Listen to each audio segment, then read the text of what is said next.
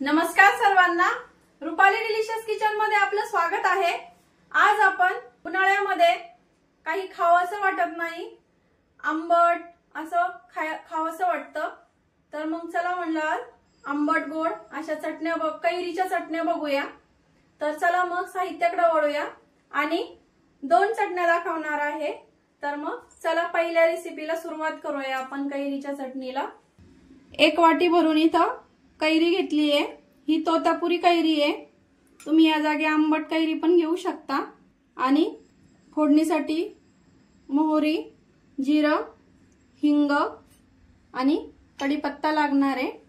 कैरी आपण मिक्सरला फिरवणार आहे, त्यामध्ये टाकण्यासाठी आपल्याला इथं हा आमचा घरगुती लाल मसाला आहे, धना पावडर, हळद आणि गूळ घेतलाय, चवीपुरतं मीठ। गूळ तुम्ही कमी अधिक करू शकता, तुमची कैरी किती आंबट आहे त्यानुसार तुम्ही गूळ घ्या, म्हणजे जास्त आंबट लागणार नाही।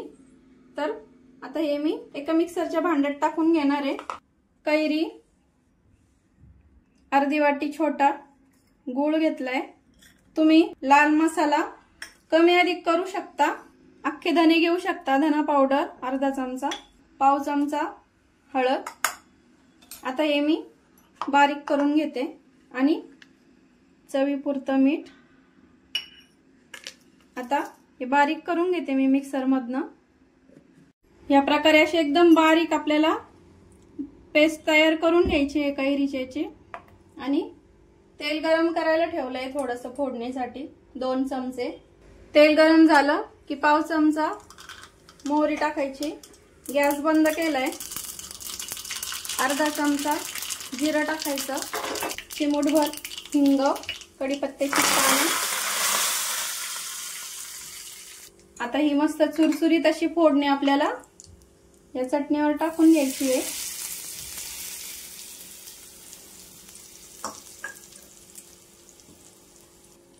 चटणी आता खाण्यासाठी आपली तयार झाली आहे, बघू शकता किती छान दिसते, एकदम लाल बुंद असा कलर आलाय। आता दुसऱ्या चटणीकडे आपण वळूया। आता आपण दुसरी रेसिपी बनवणार आहे कैरीची।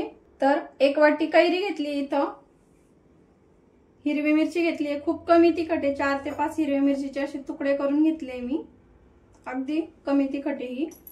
कोथिंबीर घेतली आहे मूठभर, 10-12 कढीपत्त्याची पानं, अर्धा इंच आल्याला पण कमी आलं घेतलंय, 5 ते 6 लसणीच्या पाकळ्या, फोडणीसाठी हिंग, मोहरी, जिरं घेतलंय, हळद, गूळ आणि चवीपुरतं मीठ घेतलंय।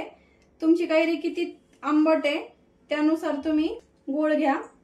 आता आपल्याला हे मिक्सरच्या भांड्यात वाटून घ्यायचंय कैरी आणि हे बाकीचं साहित्य।